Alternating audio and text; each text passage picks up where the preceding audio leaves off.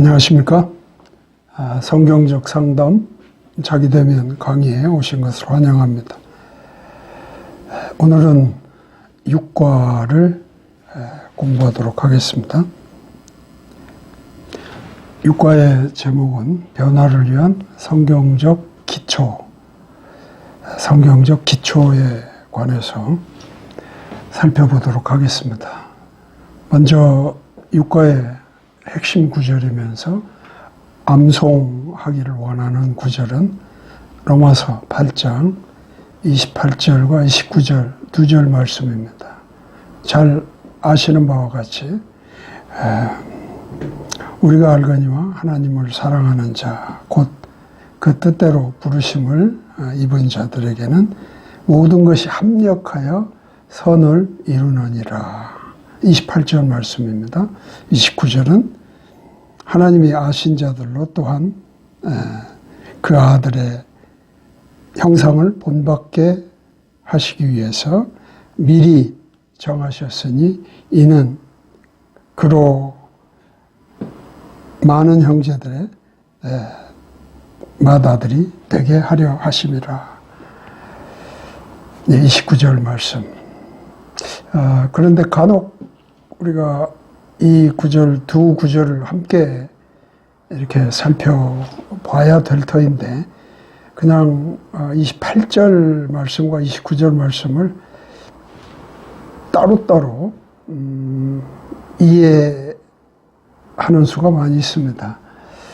그러나 개역 성경에는 이 두 구절의 어떤 연결성을 그 구절 자체가 이어주는 것은 없습니다. 그러나 킹제임스 흠정역을 살펴보면 이 두 구절이 뗄 수 없는 관계가 있음을 말해주는 그런 접속사가 하나 발견됩니다.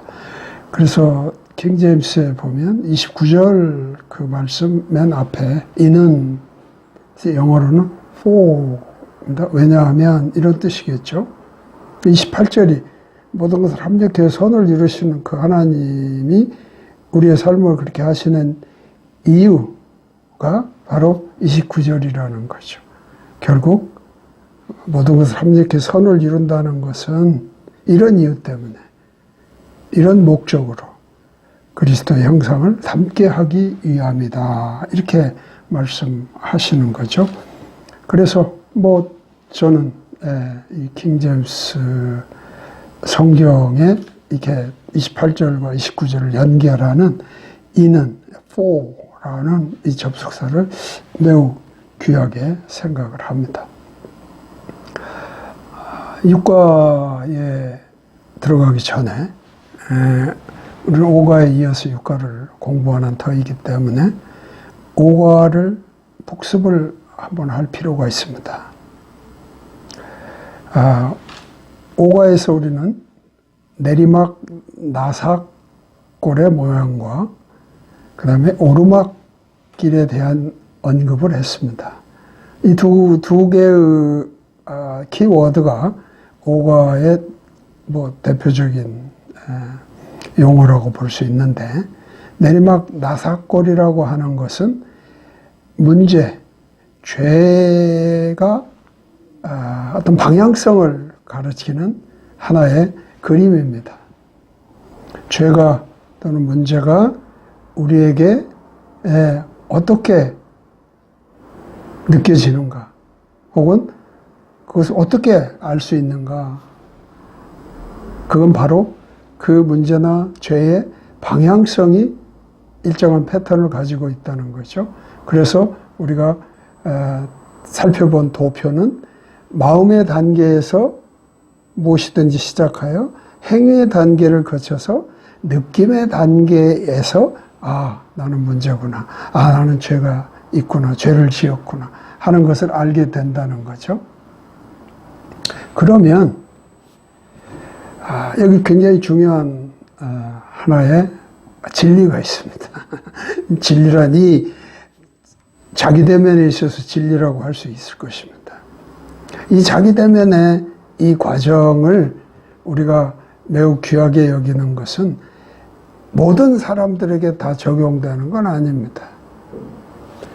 믿는 사람, 하나님을 믿는 사람, 그래서 구원받은 사람이요, 거듭난 사람은 내리막 나사골의 어떤 방향성을 가지고 내가 현재 문제를 알게 됐고 죄를 지었다는 것을 깨닫게 되는 순간 성경적 변화의 시작을 할 수가 있습니다. 하나님을 믿지 않는 자도, 구원받지 못한 자도, 거듭나지 않은 자는 이게 되지 않습니다. 하나님을 믿고 구원받아 거듭난 삶을 살아가는 자가 어떤 문제, 어떤 죄의 인식이 나에게 있을 때 그는 성경적 변화의 시작이라고 하는 그 모멘텀을 가질 수 있습니다. 아니, 가져야 합니다. 그러면 우리는 오르막길을 올라갈 수가 있습니다. 그 떨어진 바닥에서 이제 오르막길을 오를 수 있는 그런 기회가 열리는 것이죠.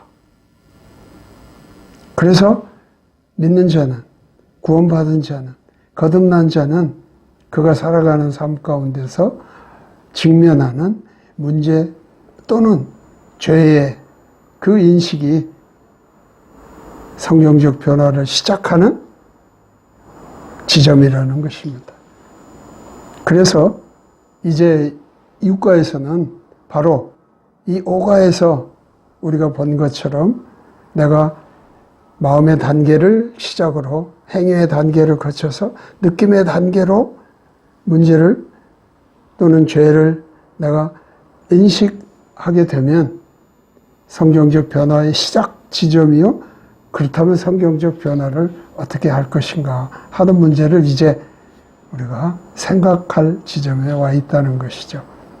그래서 6과에서 8과까지는 바로 이 5과에서 말한 오르막길에 대한 구체적인 설명을 하는 것입니다.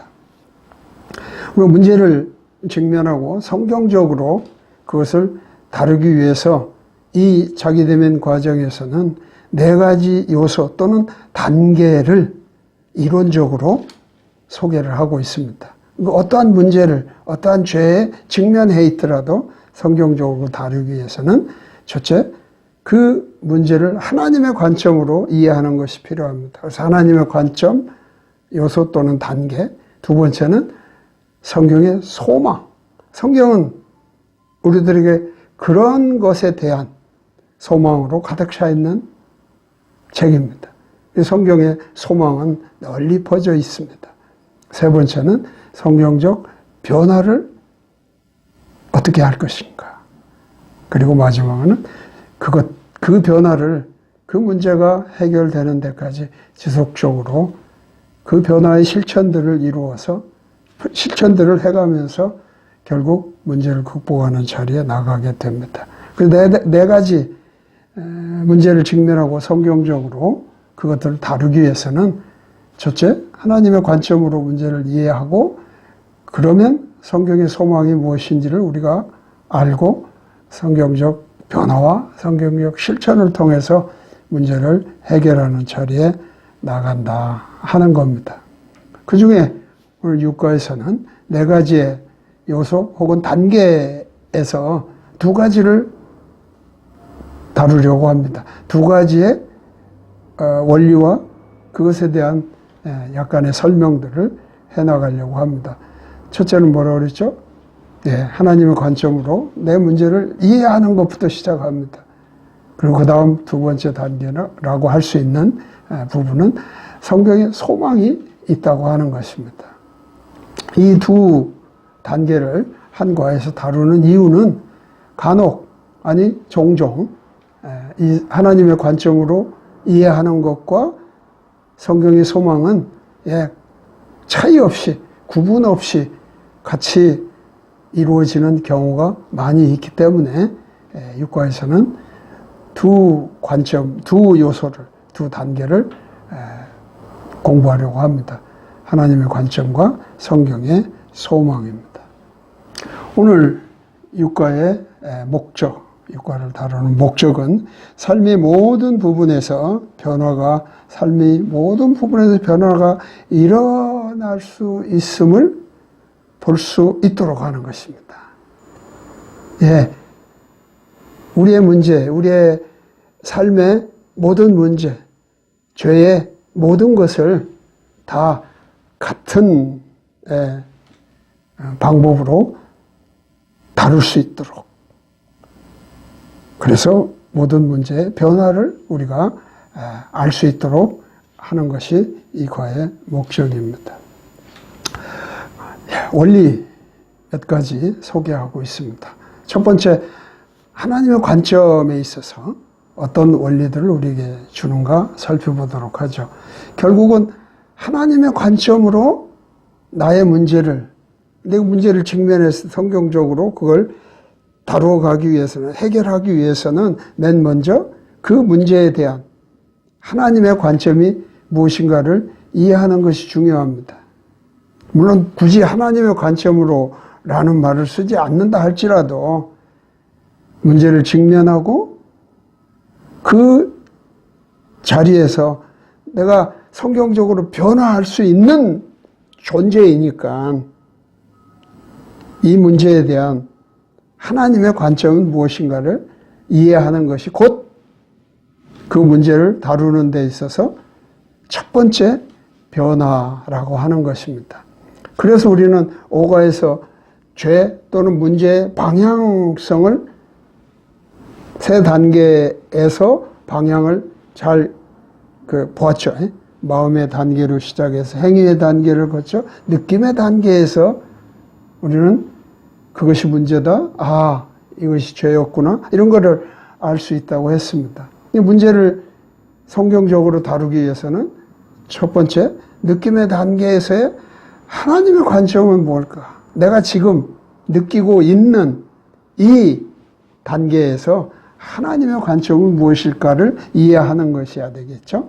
그래서 먼저 하나님의 관점에 있어서 느낌의 단계에서는 어떤 원리를 우리에게 주고 있는가. 원리 15번에 보면 이렇게 되어 있습니다. 당신이 정당하지 못한 대우를 받고 있다고 느끼는 것은 예수님에게 초점을 두는 것이 아니라 내 자신에게 집중하고 있다는 것을 드러내는 것이다. 예. 이게 느낌에서 내가 문제를 알았고 이 죄라는 것을 깨닫게 된 상태에서 그 문제를 성경적으로 다루기 위해서는 내가 느낌에서 그걸 알게 된 그 자리에서 나에게 집중하고 있는 것은 아닌가? 예수님께 초점을 맞춰야 될 내가 나에게 집중해서 지금 이런 느낌을 갖게 된 거 아닌가? 이 느낌의 단계에 있는 거 아닌가 하는 것을 우리가 생각해 보는 거죠. 또 원리 하나가 더 소개되고 있는데요. 자기 자신이나 다른 사람과의 관계나 환경에 대해서 당신이 어떻게 느끼거나 어떻게 보는가는 내 자신을 기쁘게 하는지 아니면 하나님을 기쁘시게 하는지를 나타내 주는 것입니다. 앞에 원리와 어떤 점에 있어서는 큰 내용으로 본다면 맞는 거죠. 느낌의 단계에서 내가 문제를 풀기 위해서 하나님의 관점으로 그거를 바라볼 때는 나를 집중하거나 나를 기쁘게 하기 위해서 내가 한 일은 아니었나? 내 삶은 예수님께 초점을 맞추고 하나님을 기쁘시게 하며 살아야 하는데 말이에요. 뭐 이런 생각을 하도록 원리가 가르치고 있습니다. 느낌의 단계, 그 다음에는 행위의 단계입니다. 행위는 생각과 말과 행동을 합한 한마디의 표현이 행위라는 것입니다. 행위의 단계에서도 원리를 우리에게 보여주고 있습니다. 당신이 하나님의 말씀을 듣고 행한다면 복을 받게 되고, 당연하겠죠. 선악을 분별하는 능력이 증가된다는 겁니다. 하나님의 말씀을 듣고 행한다면. 결국 하나님의 말씀을 들었는데 행하지 않는다면 문제가 생기겠죠. 물론 듣지 않는다면 행한다는 것은 뭐 말할 것도 없죠. 듣지 않는데 어떻게 행할 수 있겠습니까? 문제는 들었는데 행하지 않는 것이 문제가 될 수 있겠죠. 원리 18번 하나 더 행위의 단계에서 우리에게 제시하고 있습니다. 당신이 말씀을 행하는 자가 되지 않는다면 당신은 자신을 속이는 것이고 사랑의 부족을 나타내는 것입니다. 당신 자신은 주님의 바르게 하시는 징계 아래 있게 되고 당신 안에 있는 그리스도의 생명의 실제를 부인하는 것이 됩니다. 굉장히 중요한 신앙적인 어떤 수준을 아주 어렵게 만드는 일입니다.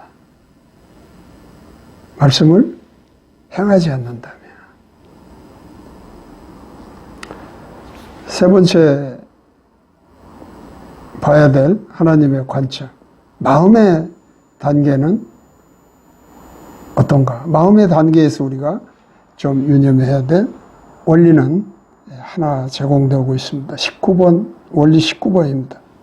당신도 당신의 마음을 이해할 수 없으므로 하나님 자신의 말씀만이 문제에 대한 마음의 수준을 구별하는 측정기이고 도구입니다. 사람의 마음을 잘 몰라요. 사람의 마음을 온전히 아는 분은 하나님밖에 없다. 그래서 하나님의 말씀이 그런 구별하는 측정기고 도구가 된다는 겁니다. 그러므로 문제에 대한 당신의 반응은 사람이나 환경이나 물질에 의존할 필요가 없습니다. 어떤 상황에서도 당신의 행위, 즉 생각과 말과 행동은 하나님에 의해서 당신의 마음의 상태를 드러내는데 사용될 뿐입니다. 내가 어떤 행위를 하느냐는 곧 내 마음의 어떤 상태를 드러내는 일이 되잖아요. 그래서 하나님의 말씀이 결국 나의 행동을 드러내는데 어떤 행동을 해야 되는지에 대해서 하나님의 관점은 우리에게 이야기를 하고 있습니다. 그래서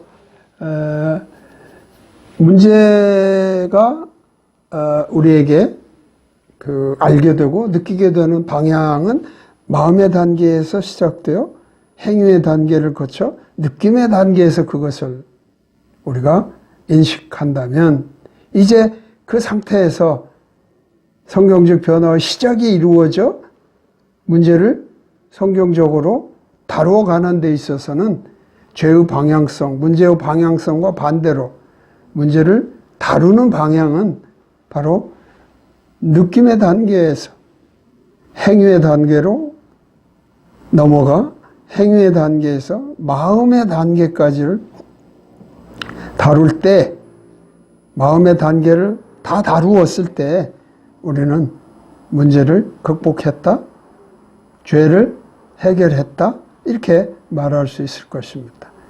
그래서 결국 문제의 방향과 문제를 다루는 방향은 서로 역방향으로 우리가 이해할 수 있겠죠. 자, 그래서 우리는 문제를 다루기 위한 방향의 시작이 느낌의 단계입니다. 그렇죠?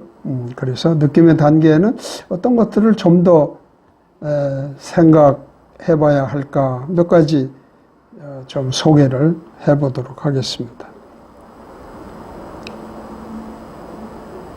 느낌은 사람의 마음의 상태를 항상 직접적으로 반영하지는 못합니다. 다시 말하면 항상 반영하지는 못한다는 거예요. 예. 뭐 예를 들으면 이게 느낌이 마음과 다른 무엇을 말할 수 있다는 것이죠. 느낌은 이런데 마음은 그렇지 않은 것도 있을 수 있고요. 어쨌든 느낌과 마음은 항상 직접적으로 일치하고 있는 것은 아니다. 그런 의미가 될 수 있습니다. 그래서 느낌이 없어도 행위와 마음의 단계에서 우리가 나타나는 어떤 결과를 볼 수도 있습니다. 이것을 다른 말로 우리가 자주 사용하는 말로 표현해보면 안과 밖이 일치하지 않는다. 그런 것을 말하고 있습니다. 느낌은 그런 것입니다. 마음의 상태를 그대로 반영하는 건 아닙니다. 또 행위가 있다 할지라도 그것을 온전하게 반영하고 있지는 못합니다. 그러나 행위나 마음에서의 어떤 결과치를 느낌에서 또한 볼 수도 있습니다.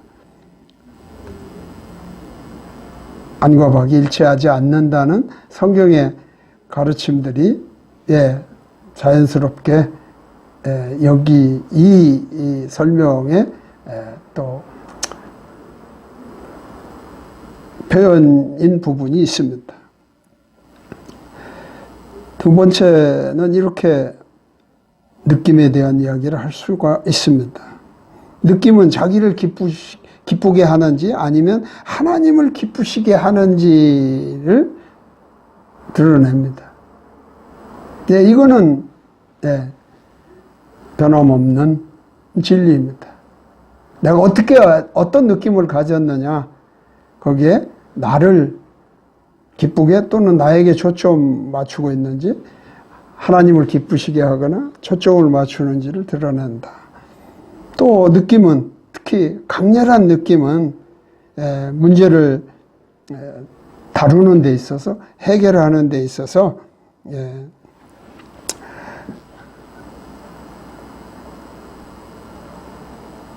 무시되거나 소홀하게 여기면 안 됩니다.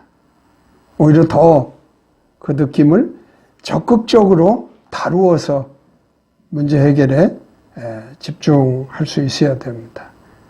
왜냐하면 그만큼 또 느낌은 나의 마음의 상태를 단순하게 나타내는 그런 경향도 있기 때문입니다. 특별히 더 강한 느낌을 발휘하는 어떤 것들에 대해서는 우리가 주의를 해야 됩니다. 무시하면 안 됩니다.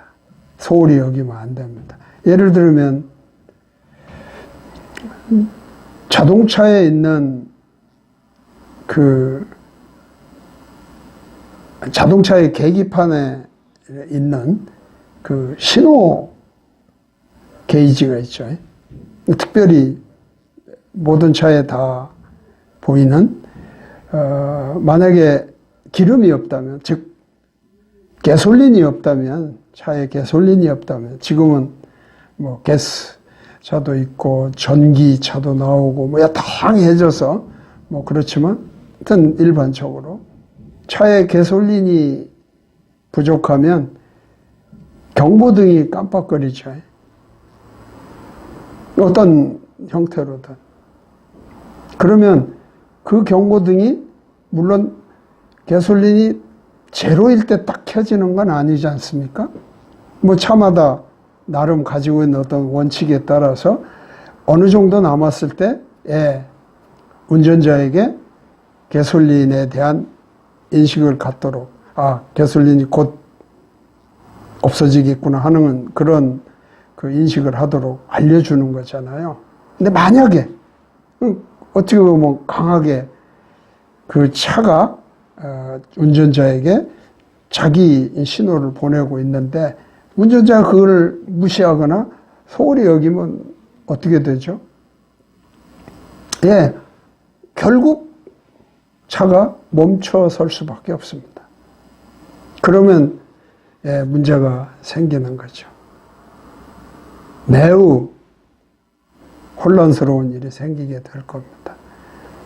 그래서 조금 뭐 직접적인 관계는 없습니다만은 사람이 그런 그 운전을 할 때 차에서 운전자에게 인식토록 보내는 그런 경고의 신호를 민감하게 그 반응하는 사람도 있고 그거를 그리 민감하지 않게 여기는 사람도 있습니다.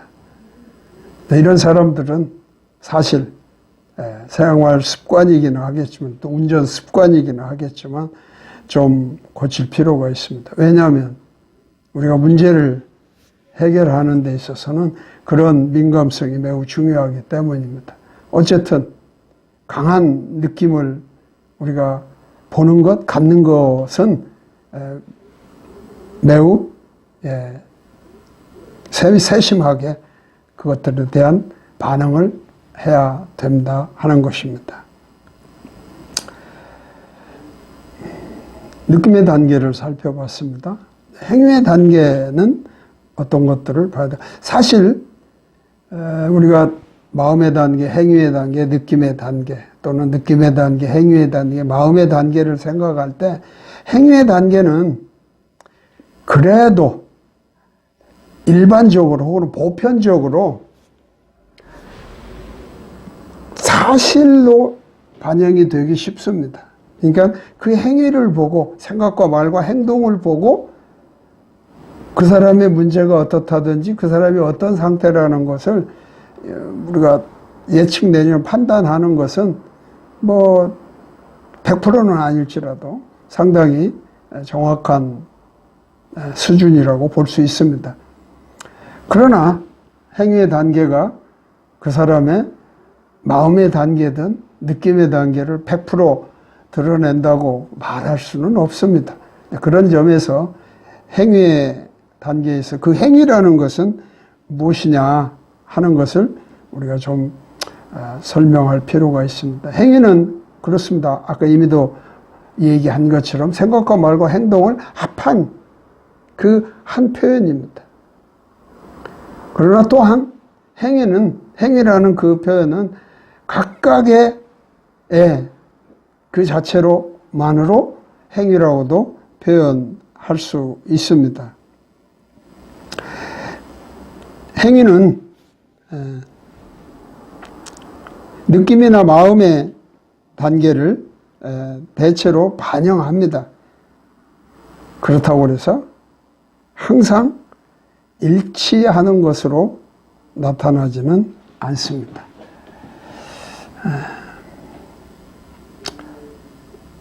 뒤에 가면 조금 더 이 단계들의 문제를 조금 종합해서 언급을 하겠습니다만은 일단 마음의 단계를 세 번째로 보고 그 종합해서 한번 의견을 얘기해 보도록 하겠습니다. 성경이 말하는 마음에 관해서는 몇 가지 중요한 내용이 있습니다. 물론 마음이라고 하는 것이 성경상에 표현된 용어에 있어서 간혹 혼동되는 또는 뭐라고 할까 이렇게 혼합된 어떤 그런 이해하기 좀 어려운 부분이 없지 않아 있습니다. 즉 생각과 마음이라고 하는 것, 뭐 이런 것들이 좀 뒤섞여 있는, 그래서 일관되게 마음은 무엇이고 생각은 무엇이고, 즉 생각은 행위의 한 부분인데 이런 것들이 용어적으로 정확하게 구분이 될 수 있다면 좋은데, 사실 그렇지 못한 것이 성경상의 뭐 번역 내지는 해석의 어떤 어려움 속에서 나타난 것이긴 하겠지만, 어쨌든 그런 용어에 혼동이 좀 있다는 것을 감안하시고 성경에서 마음이라는 것들을 좀 표현하고 있는 내용을 몇 가지 좀 간추려서 소개를 한다면, 마음은 내적 삶의 욕망을 말해줍니다. 사람은 사람의 마음을 온전하게 이해하지 못한다는 것, 그것도 그리고 마음은 삶의 모든 것이 있는 근본이라 하는 이런 정도 우리가 성경에서의 마음에 대한 내용을 이해하면 마음을 이해하는 데 도움이 될 것입니다. 또 두 번째로, 마음의 상태는 대부분 자신의 행위를 나타내곤 합니다. 내가 생각하고 말하고 행동하는 것이 어떻게 되느냐에 따라서 그것이 곧 마음의 어떤 상태를 드러내는 것이라고 말할 수 있다는 거죠. 마음은 하나님을 사랑하는 것에 초점을 마음이 하나님을 사랑하는 것에 초점을 두지 않는다면 당신은 문제를 만날 수밖에 없습니다. 그리고 하나님만이 사람의 마음을 완전히 혹은 영적으로 다루실 수가 있습니다. 영적인 상태를 하나님만이 다루실 수가 있습니다. 그래서 사람이 어떤 문제를 우리가 다룰 때 이 부분에 대해서는 사람의 능력이, 이해가 턱없이 부족함을 알아야 됩니다. 하나님만이 사람의 마음의 상태를 완전히 혹은 영적으로 다루실 수 있다고 하는 것을 분명히 알 필요가 있습니다. 느낌의 단계, 행위의 단계, 마음의 단계, 뭐 간략하게 몇 가지들을 설명을 드렸는데, 이것들을 또 종합해서 관계성이라고 할까요? 이런 것들을 이해하는 것도 필요하다고 볼 수 있습니다. 기본적으로 마음의 상태는 행위를 가져오고 그 다음에 그것이 느낌의 단계에 이르게 되지만, 때로 마음의 상태가 직접적으로, 즉 행위의 단계를 건너뛰어서 느낌의 단계로 나타나기도 합니다.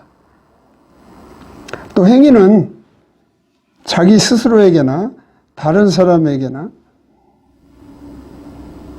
자신의 마음의 영적 상태를 드러내 보여주는 것이 일반적입니다.